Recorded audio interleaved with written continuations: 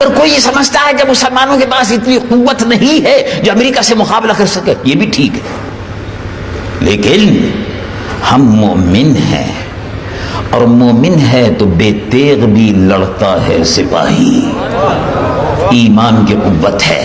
دیکھو رسول اللہ صلی اللہ علیہ وسلم مسجد نبوی میں تشریف فرما ہے، اب دیکھو سبحان اللہ، یہ واقعات علماء کرام سے آپ سنتے رہتے ہیں، میں بھی سنا رہا ہوں، آپ کو یاد دلا رہا ہوں۔ حضور پر نور سید العالمین محمد رسول اللہ خاتم الانبیاء والمرسلین مسجد نبوی میں رونق افروز ہے، اور ارشاد فرمایا تم کو اطلاع ملی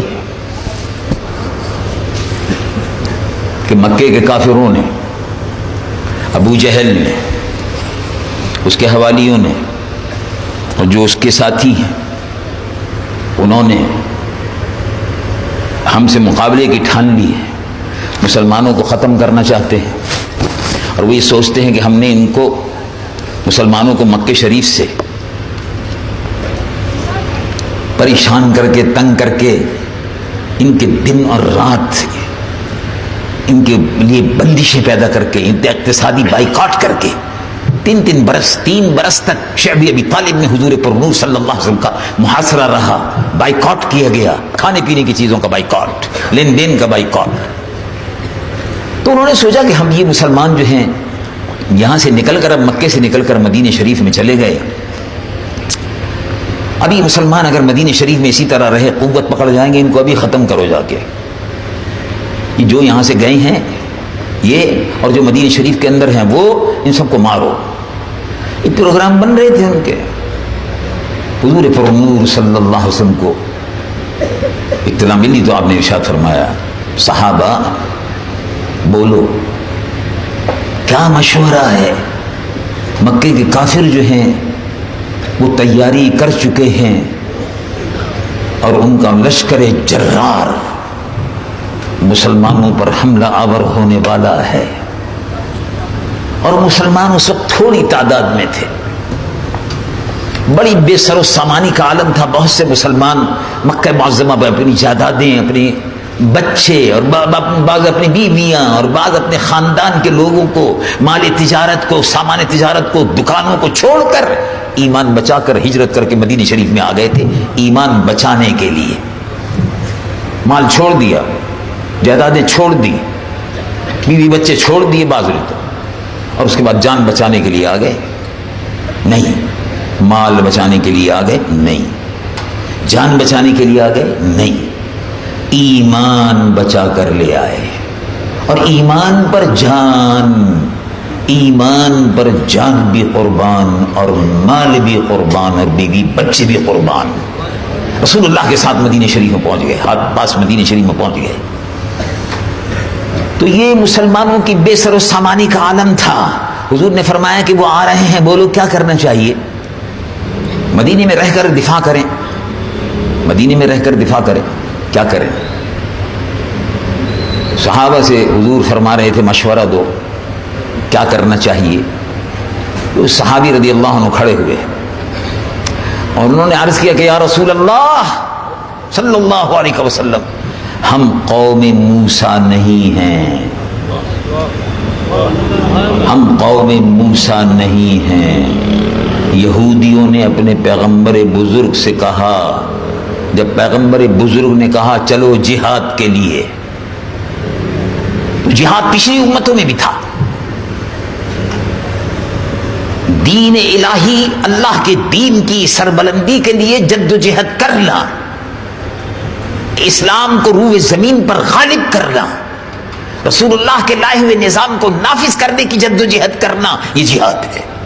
برائیوں کو مٹانا، یہ جہاد ہے، اور اپنے آپ کو برائیوں سے بچانا، یہ بھی جہاد ہے۔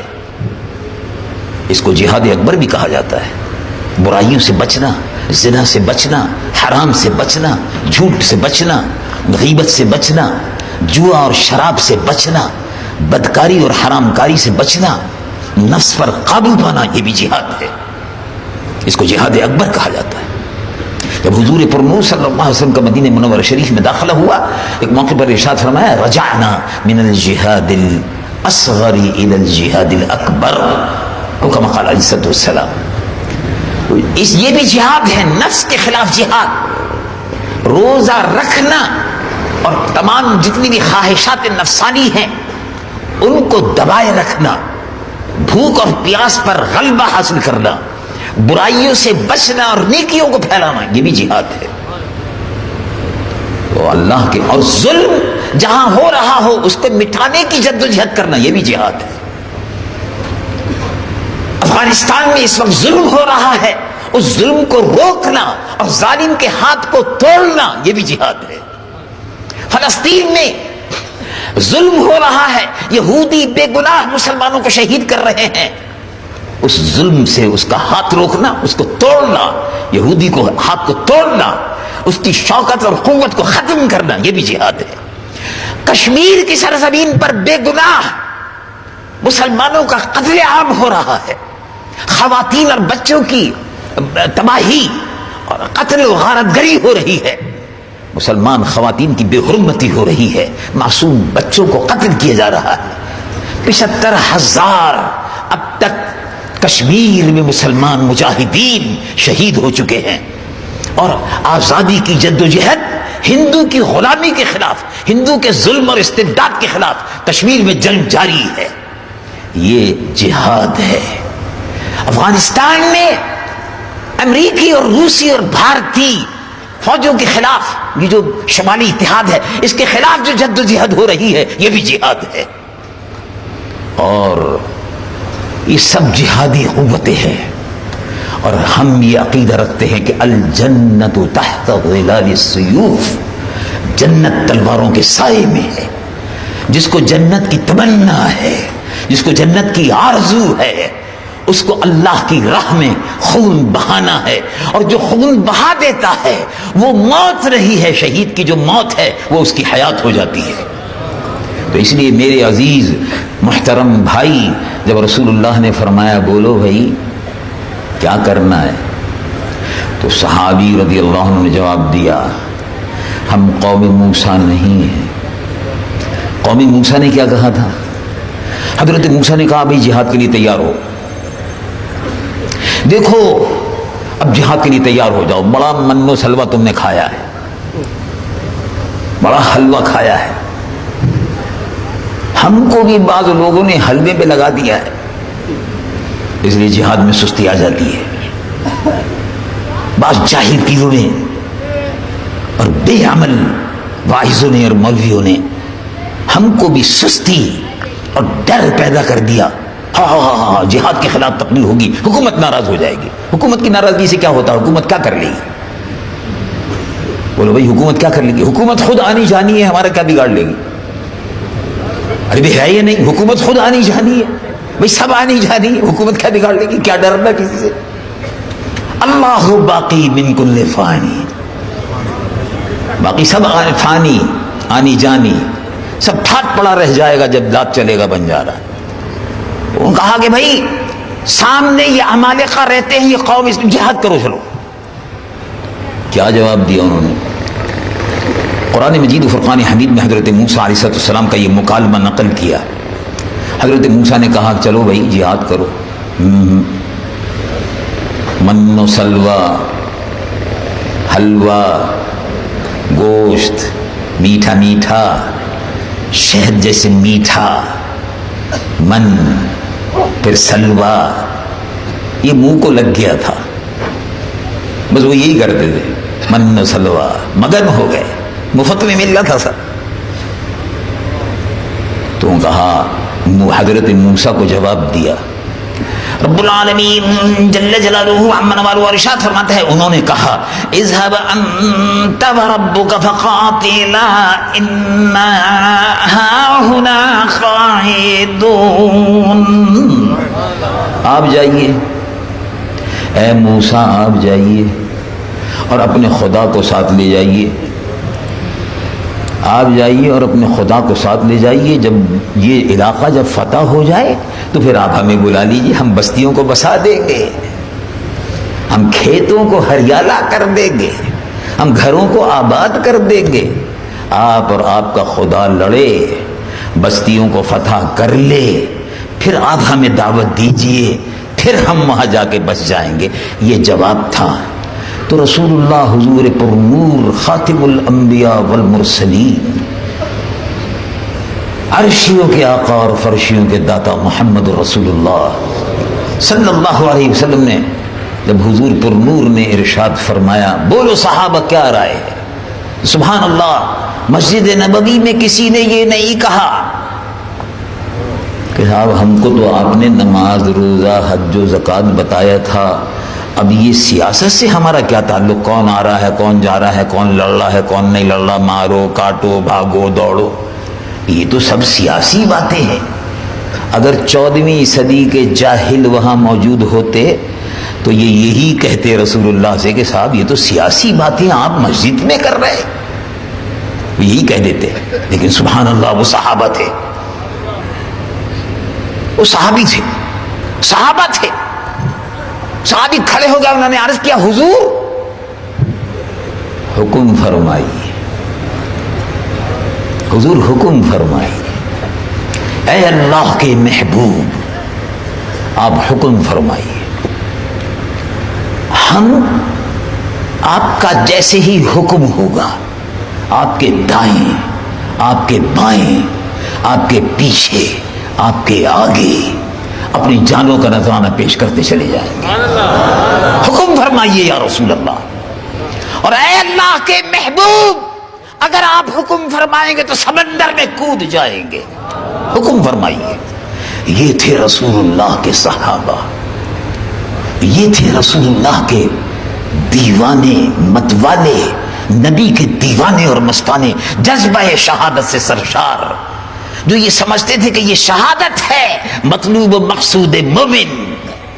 مومن کی زندگی کا مقصد شہادت ہے. جب شہید ہوتا ہے تو زندہ ہو جاتا ہے. سبحان اللہ، بشارت ہے قرآن کی. دیکھو کیا عجیب بات ہے. نماز پڑھو جنتی، روزہ رکھو جنتی،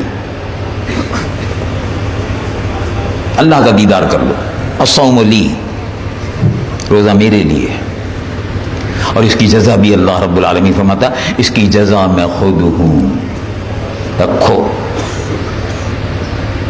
اس کی جزا میں خود ہوں. کیا انعام ہے.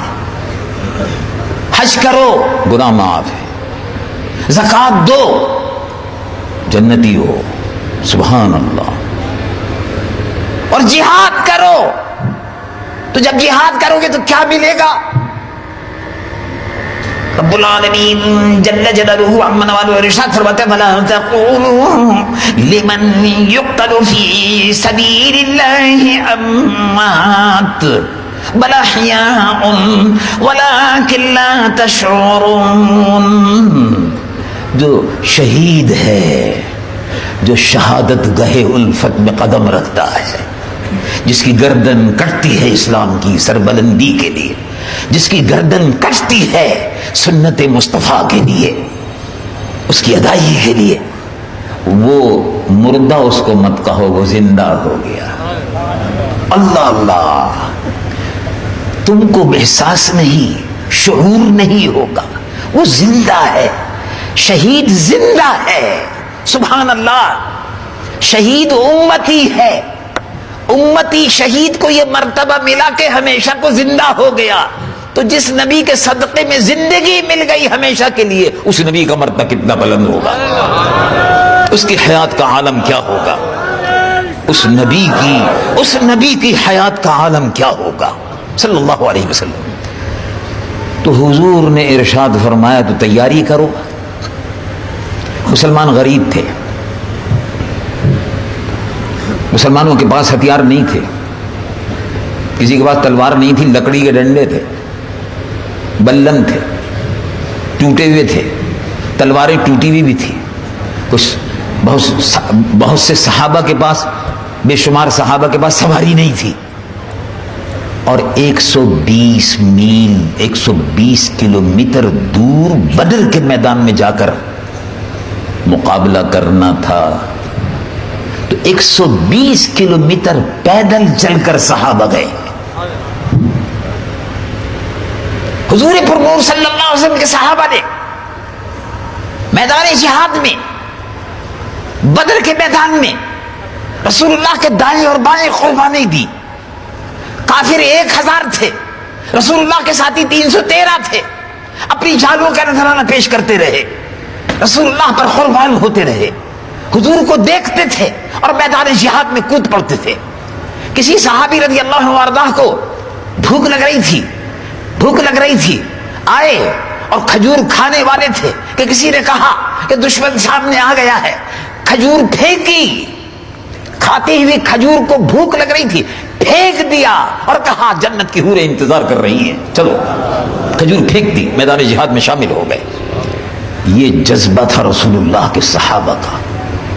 اور میں کہا کرتا ہوں کہ دیکھو، رسول اللہ کے صحابہ سے بڑھ کر کوئی نمازی نہیں، رسول اللہ کے صحابہ سے بڑھ کر کوئی قرآن کا قاری نہیں، ان سے بہتر قرآن پڑھنے والا کوئی نہیں. جب حضور پر نور سید العالمین محمد رسول اللہ پر صحابہ ایمان لائے تو راتوں کو مدینہ شریف کی گلیوں کا عالم یہ تھا کہ جس رستے سے گزرتے جاؤ قرآن کی تلاوت کی آوازیں آ رہی ہیں. نور برس رہا ہے مدینہ منورہ پر، جب بھی برس رہا تھا آج بھی برس رہا ہے. قرآن کا نور، درودوں کے نور، اللہ کے محبوب پر درودوں کے گجرے اور سلاموں کی ڈالیاں 70,000 فرشتے لے کر آج بھی اتر رہے ہیں اور قیامت تک اترتے رہیں گے. اس مدینہ منورہ کی سرزمین پر رسول اللہ صلی اللہ علیہ وسلم کے صحابہ قرآن پڑھتے تھے، اور قرآن ایسا پڑھتے تھے کہ حضور خود فرماتے تھے کہ تم مجھے قرآن سناؤ، تم مجھے قرآن سناؤ. ایک صحابی رضی اللہ عنہ نے عرض کیا کہ یا رسول اللہ، میں آپ کو سناؤں؟ وعلیک انزل، یہ تو آپ پر اترا ہے، میں کس قابل ہوں کہ میں آپ کے سامنے پڑھوں؟ تو حضور نے ارشاد فرمایا انی احب ان اسمع منک، او کما قال علیہ الصلوۃ والسلام. اے عبداللہ بن مسعود، بات یہ ہے کہ میرا دل چاہتا ہے کہ میں تم سے سنوں. معلوم ہوا رسول اللہ یہ فرما رہے ہیں میرا دل چاہتا ہے کہ میری امت میرے لائے ہوئے قرآن کو پڑھے، میرا دل چاہتا ہے کہ وہ قرآن پڑھیں تو میں سنوں. اور آج بھی حقیقت ہے یہ کہ قرآن فرش زمین پر پڑھا جاتا ہے اور عرش بری پر سنا جاتا ہے. قرآن پڑھنے والے کو مبارک ہو. اللہ کا یہ برگزیدہ اور مقدس کلام جو ذات پاک مصطفیٰ پر اترا، اسی قرآن میں اللہ رب العالمین نے جہاد کا حکم فرمایا. رب العالمین جل جلالہ عما والہ ارشاد فرماتا ہے وجاہدوا فی اللہ حق جہادہ هو اجتباکم. اللہ کی راہ میں جہاد کرو، برائیوں کو مٹاؤ، کافروں کے غلبے کو ختم کرو.